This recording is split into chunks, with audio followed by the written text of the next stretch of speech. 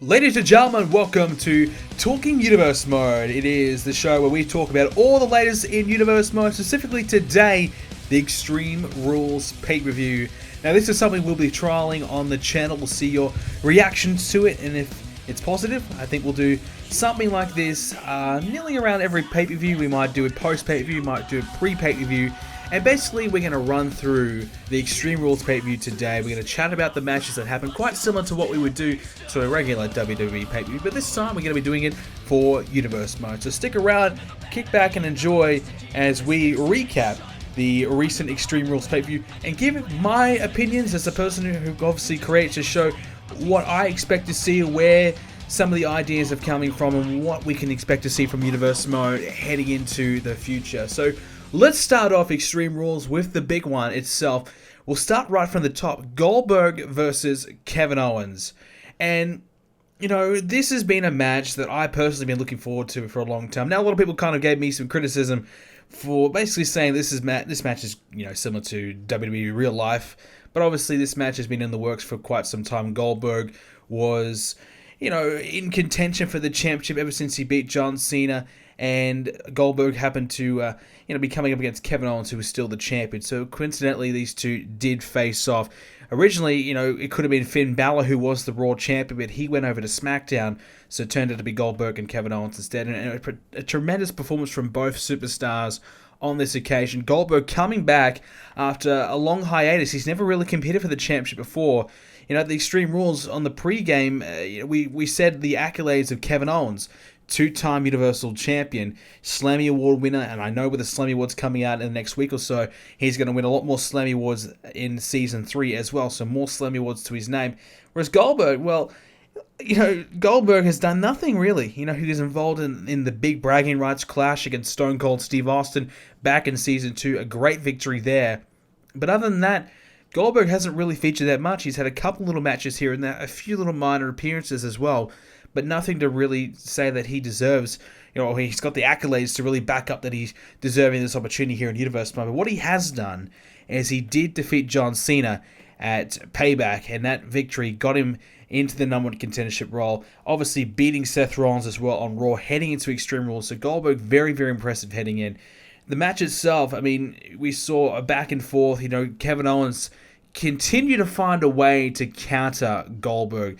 DDTs after attempted spears really kept Goldberg rattled and just stopped Goldberg from getting the upper hand and gaining the momentum. And for a moment there, Kevin Owens, he had Goldberg beat. A pop-up powerbomb, that didn't get the 1, 2, 3. So what did Kevin Owens do? He fired back with a jackhammer. Jackhammered Goldberg, and that was the ultimate insult, really. A move that he did at WrestleMania as well. He hit the F5 on Brock Lesnar to win the championship at WrestleMania in the first place. He did the same thing this time to Goldberg using the jackhammer, but this time it did not work. Goldberg kicked out. Goldberg was furious. He was irate, and he, just went on to get things right from there. He, wasn't messing around, wasn't waiting for Kevin Owens to get to his feet to hit that spear. He just ran at him and didn't care how he hit it. He wanted to hit that spear. He got it, followed up with the jackhammer, and got the 1, 2, 3. A brand new champion, Goldberg, accomplishing the world title, something he's yet to do here in Universe Mode. He's now the Universal Champion, and another title reign of Kevin Owens ends. So that's disappointing for Kevin Owens, but it's a great victory for Goldberg. Now, if you didn't see the pre-show for Extreme Rules, well, basically on the pre-show, Seth Rollins, he came out and said that he is going to step up, and he wants to be the one to beat Goldberg if he does win the championship, which obviously he did. And the entire Raw locker room is fed up with Goldberg. He's saying that there's a bit of a revolt. Everyone wants to see Goldberg lose. Everybody wants Goldberg out of here. He's on a $1 million deal here for Monday Night Raw. He's taking up 1/10 of the salary cap on his own. That's a big chunk, all towards Goldberg. And yes, he's earning his payday. He's been, tremendous for Monday Night Raw. But arguably, ratings have been down for Monday Night Raw since Goldberg has been on top. Smackdown, I believe, came very close, if not won, this month's ratings battle between the two brands. Something that has not happened in a long, long time. Raw generally wins every single month, but Smackdown performed very, very well this month. And they may even end up getting the win overall. So Goldberg in the title contention, perhaps not the ratings draw that Christian may have wanted. And that's a big issue for Christian going forward. And if Goldberg is not drawing the better ratings and he's on this massive contract, maybe Christian will have to try and look to make a change, or maybe try and do something to turn things around. But anyways, Goldberg is now the champion. A lot of guys in the back want to take him on. A lot of guys in the back want to beat him. So it could be a very, very tough time for Goldberg going forward. Now, I want to kind of, ask this question to you in the comments below. I want to know your thoughts. Is Kevin Owens the greatest Universe Mode superstar we've ever seen? Now, we haven't seen Kevin Owens all that long. He's only really been featured for one season. He had a short little run in season 2, but mainly season 3 has been his big moment. So maybe about a season and a half we've seen from Kevin Owens, but he's the longest reigning Universal Champion of all time. 8-month championship reign. He won it back, held it for 2 more months since. All the historic names he has beaten, obviously Cena, Orton, Lesnar, Braun, Undertaker. The list goes on and on and on. He's beaten so many great names. I'd have to probably say Kevin Owens is the best we've ever seen here in Universe Mode. I think, in my personal opinion, as someone who has obviously been, I create the show and follow it very, very closely, I don't think I've ever seen anyone as dominant or as good as Kevin Owens. At one point, Brock Lesnar certainly was, but Lesnar wasn't versing nearly the amount of opponents that Kevin Owens has had. Lesnar was a pay-per-view only guy, only wrestled on the pay-per-views, whereas Kevin Owens, week in, week out, and beating the best of the best. So you'd have to definitely say Kevin Owens is the number one. Now, look, the next pay-per-view here in Universe Mode will be the Money in the Bank pay-per-view. Now, the question is, who will challenge Goldberg for the championship? Very likely that Kevin Owens will probably get a rematch. He has a rematch clause, obviously, in his contract. Seth Rollins says he wants to be involved. He wants to get his hands on Goldberg. Quite possible that Christian could be tempted to make it a triple threat, maybe even a fatal 4-way to test Goldberg completely. There'll be certainly a lot of pressure on Christian to do something along those lines, because a lot of people in the back, we're hearing Dolph Ziggler, Seth Rollins, even AJ Styles is getting a little disgruntled as well. A few of these top names are really starting to get frustrated with Goldberg, and obviously now Nakamura and Samoa Joe. There's the two guys who would love to get in that main event scene and love to take on Goldberg. Big opportunities now coming along, so Goldberg will have a massive target on his back. It may not just be a one-on-one match in the near future. Now we'll move along to our pre-show match that we saw Randy Orton and Rhino win the number one contendership match to take on Enzo and Cass at the upcoming pay-per-view. Could be Money in the Bank, most likely. So the question, I guess, is, will they win? Can we see Randy Orton and Rhino beating Enzo and Cass? And I definitely think we can. Look, Randy Orton and Rhino, two great single superstars, and you put them together, and it's going to take some time for this tag team to gel and mesh. But I think it's kind of fast-tracked. I think two guys who are so good on their own, you put them, in that ring, they can beat anyone on any given night, in my opinion. But it's just when they get isolated, it's when the tag team work, the quick tags of the opponents, those types of things come into play that Randy Orton and Rhino could struggle. But we've seen a little bit of it. This Tornado Tag Team Elimination match wasn't really a great opportunity to see Randy Orton and Rhino team up and work as a tag team at its best, which is probably the reason why they won so easily, because it really was a one-on-one contest for both guys. Not that many of that opportunities to employ any tag team work. So Randy Orton and Rhino had the best opportunity to win that matchup against the Spirit Squad, who you got to give it to them. They're a team that have come back from a long hiatus, never been featured in Universe Mode before, given a very, very small contract, a short-term contract. Our SmackDown GM Edge had really little to no faith in them at all. He brought them in as a bit of a placeholder tag team. He wants them to come in and be a team just to kind of be in the mix, be involved as an extra tag team on the roster. Never really thought that the Spirit Squad would actually go on to do much more than that, but they nearly got the number one contendership, which is terrific from the Spirit Squad. Definitely overachieving.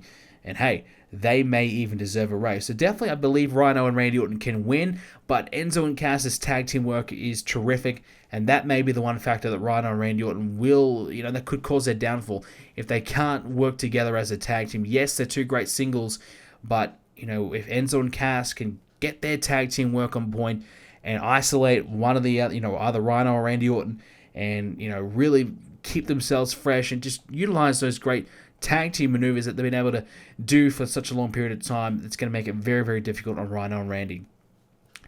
big shocker in this one, and that was our opening contest of Extreme Rules. Luke Harper and Braun Strowman. Braun Strowman lost the Intercontinental Championship to Luke Harper in very controversial ways.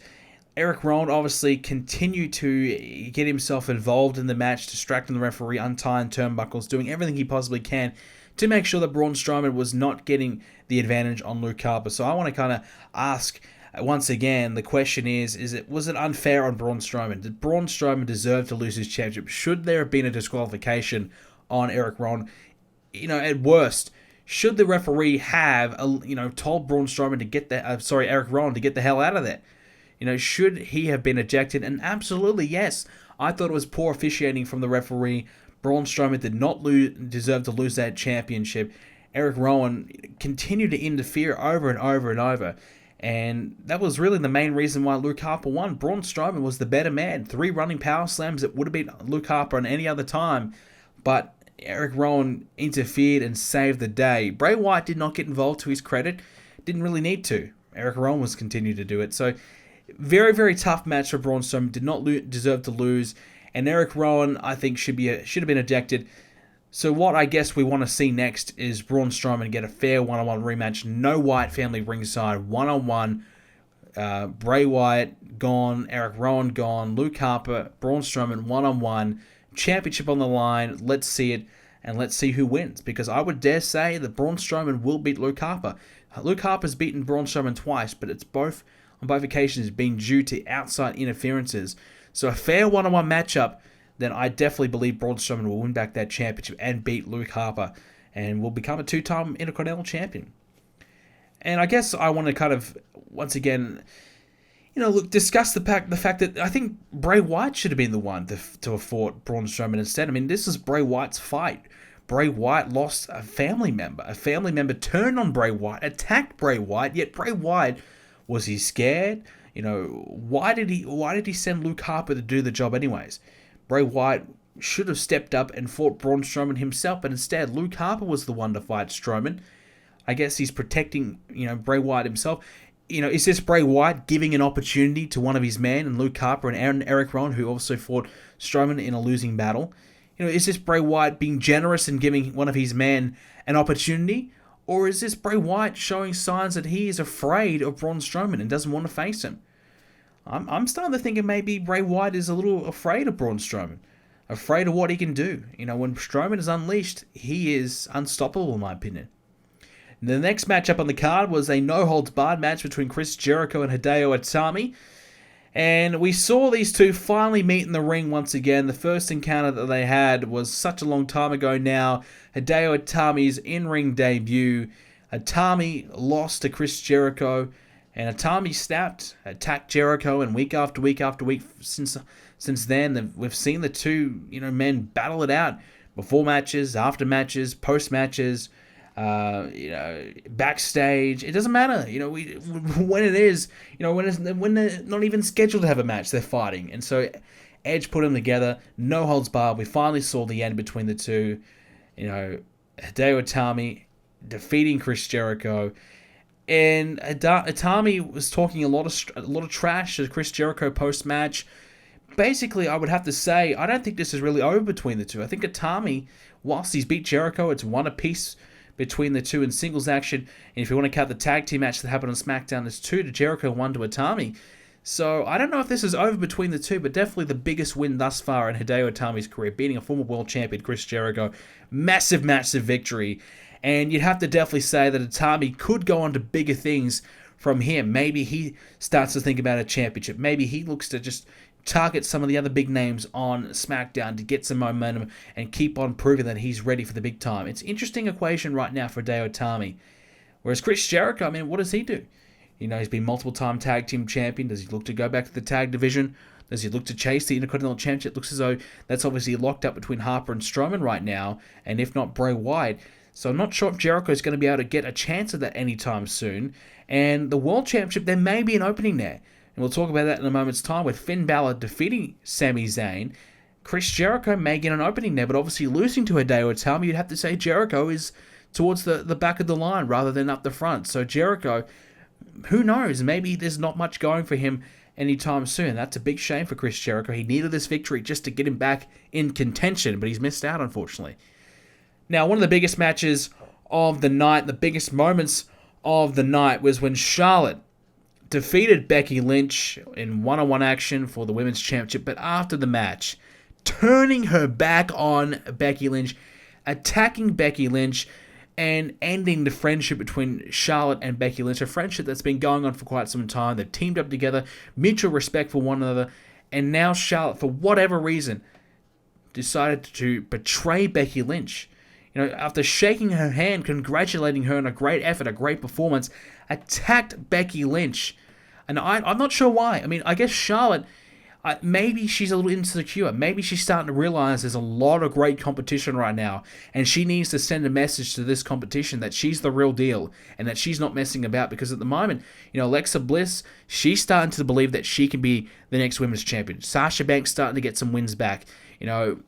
Emma's been impressive as well. Nikki Bella's been starting to finally get things going. So there's been a lot of women looking to really get in that contention for that championship. And I think Charlotte may be starting to realize that, hey, I need to start sending a message. And this is not about being friends with the other women. This is about being the champion. And if I'm going to be the champion, I need to make a statement. I need to make, prove to everyone that she deserves to be champion, that she's championship material, and that she's not to be messed with. Because I think a lot of the women are starting to believe that, after losing to Nia Jax, that Charlotte is, vulnerable at the moment. And I think this was a big stance, a big statement made by Charlotte to prove to everyone that she's not vulnerable and that she's the champ and that she is not to be messed with. And now I'm sure Becky Lynch will want revenge on Charlotte and maybe even get another opportunity for that women's championship. But Charlotte certainly made a major impact at Extreme Rules, and it's going to make it very, very tough for someone like Becky Lynch to come back from there, because you have to put your emotions beside. If you want to be the women's champion, you have to forget about your emotions. Obviously losing a friend, being betrayed by a friend, that's difficult to get back in the ring and take on that former friend and perform at your peak, because your mind is all over the place, and that's going to be the issue for Becky Lynch. Can she move on from that? Can she get past that? I don't know. I don't know for Becky. I just don't know. Charlotte obviously trying to get that out of the picture. She's trying to move past that.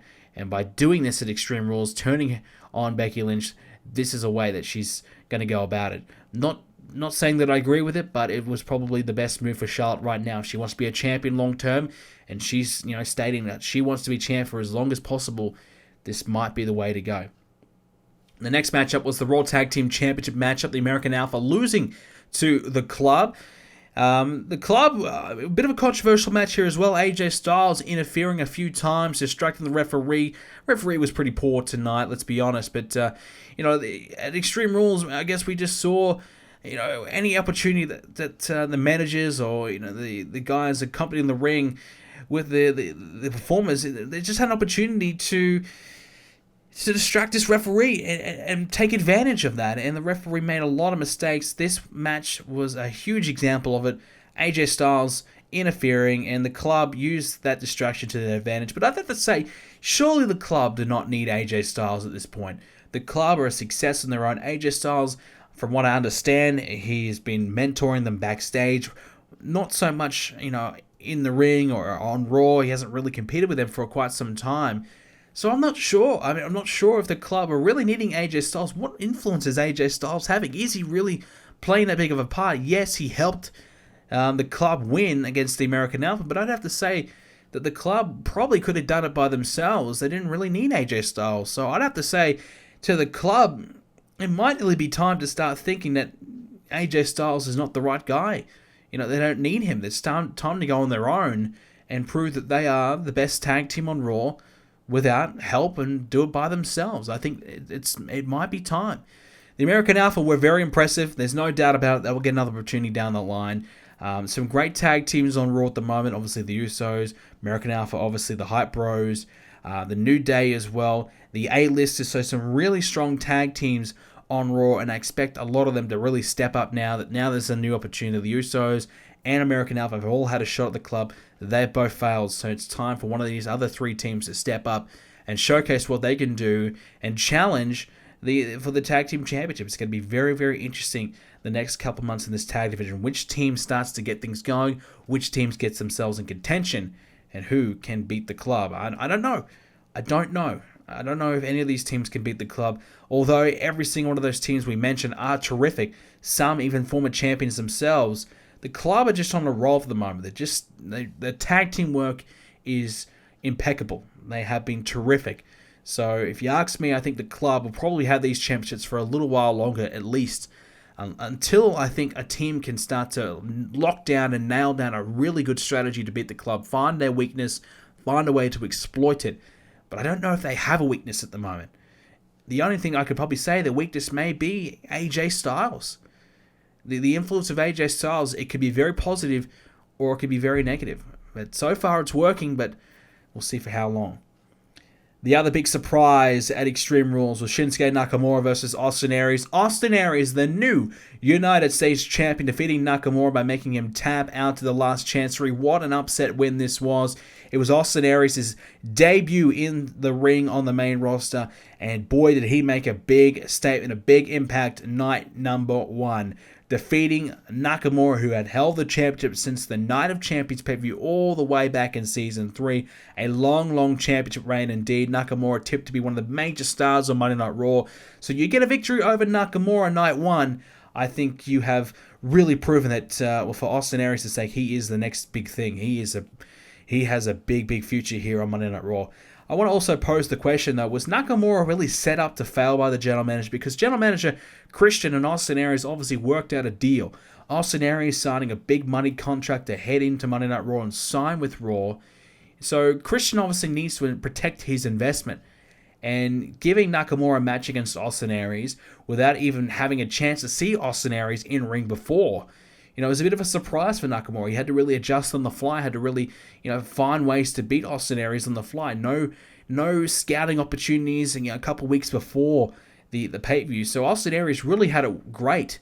So I think our GM Christian really probably set Nakamura up to fail. And I'm not a big fan of that. I mean, does he believe Austin Aries is the better investment than Nakamura?